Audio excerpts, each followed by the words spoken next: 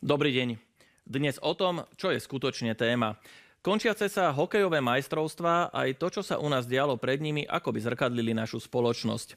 Neraz pozornosť sústreďujeme na meranie, kto má akú druhú hokejku, namiesto toho, aby sme v kľúčových otázkach viedli konštruktívnu debatu o zásadných témach. Beauty salon Šimkovičovej na ministerstve kultúry aj zvláštny artikulačný prejav Andreja Danka po piatkovom rokovaní koaličnej rady by nemal strhávať našu pozornosť k politickej nekultúre. Pre opozíciu nemá byť téma nákup alkoholu pod hlavičkou úradu vlády, ale sledovať kľúčové politické rozhodnutia. Medzi také patrí výstavba koncovej nemocnice v Bratislave za 1,5 miliardy, 12-kilometrový tunel pod Karpatmi za skoro 2 miliardy a nová atomová elektráreň za takmer 15 miliárd, ktorú už vláda odklepla. Všetko sú to projekty, ktoré sa budú realizovať viac volebných období. Ak chce byť Šimečka Ficovým nástupcom, nemôže sa obmedziť len na kritiku, že nemocnica namiesto Rásoch zrazu bude vo Vajnoroch. Od opozície by sme mali chcieť viac, ako len komentovať koalíciu. Výročná správa o pokroku Slovenska za rok 2025, ktorú nedávno schválila vláda, odsunula pokles deficitu na 3% HDP z roku 2027 na rok 2028, teda do vienka novej vláde.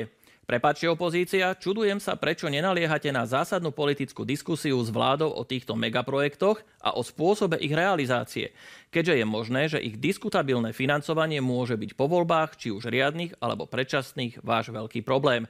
Zrušiť 13. dôchodok sa dá jednoduchou novelou v parlamente, ale rozbehnuté miliardové projekty nie, alebo za cenu obrovských strát a naťahovania času. Stačí sa pozrieť na predražené 30-ročné ťahanice okolo tunela Višňové či dostavby Mochoviec. Ak chceme mať politické nároky na koalíciu, musíme ich mať aj na opozíciu.